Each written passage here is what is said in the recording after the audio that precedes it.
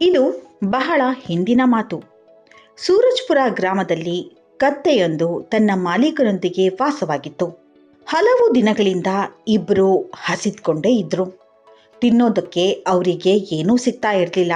ಹೀಗಾಗಿ ಇಬ್ಬರು ತುಂಬಾ ದುಃಖಿತರಾಗಿದ್ರು. ಕತ್ತೆ ಹಸಿದು ಬಾಯಾರಿ ಚಿಂತಾಕ್ರಾಂತವಾಗಿ ಮನೆಯ ಹೊರಗೆ ಕುಳಿತಿತ್ತು. ಆಗ ಜಿಂಕೆಯೊಂದು ಅಲ್ಲೇ ಹಾದು ಹೋಗ್ತಾ ಇತ್ತು.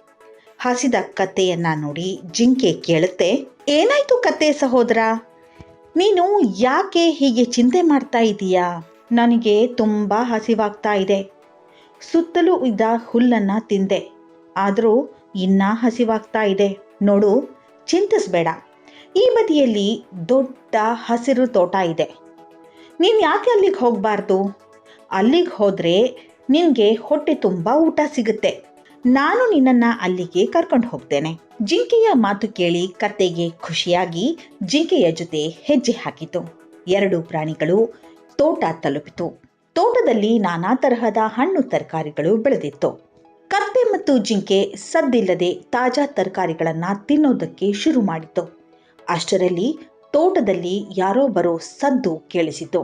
ಆ ಶಬ್ದ ಕೇಳಿ ಕತ್ತೆ ಮತ್ತು ಜಿಂಕೆ ಅಲ್ಲಿಂದ ಓಡಿ ಹೋದವು. ಮರುದಿನ ಮತ್ತೆ ಎರಡೂ ಪ್ರಾಣಿಗಳು ತೋಟ ತಲುಪಿದ್ವು. ತೋಟದ ತರಕಾರಿಗಳನ್ನು ತಿನ್ನತೊಡಗಿದ್ವು.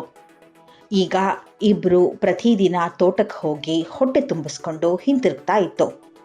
ಆದರೆ ಒಂದು ದಿನ ಯಾಕೋ ಆ ಎರಡೂ ಪ್ರಾಣಿಗಳ ಅದೃಷ್ಟ ನೆಟ್ಟಗಿರಲಿಲ್ಲ.